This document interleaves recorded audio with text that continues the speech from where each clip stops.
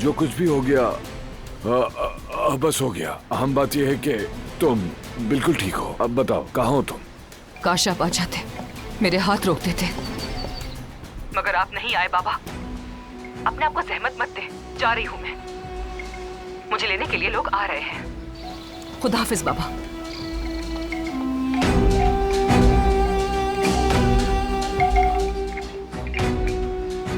बेटा ऐसा मत करो बेटा, तुम कहाँ जा रही हो? कम से कम अपना चेहरा तो दिखा दो एक बार। मुझे बताओ बेटा, कहाँ हो तुम? दारिया, ये इतना इसरार।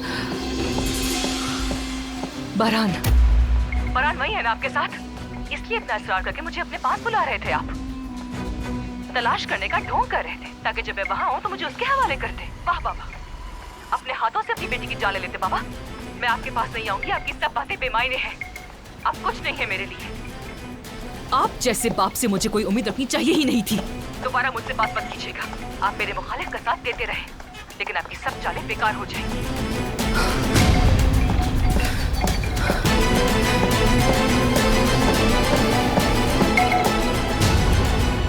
वो तो बड़ी होशियार निकली।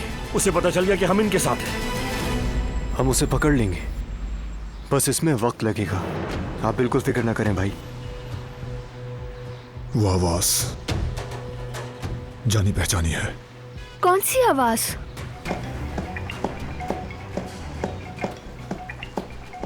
वही जगह। कौन सी जगह बारान? कुछ तो कहो। मेरे पास वक्त नहीं है।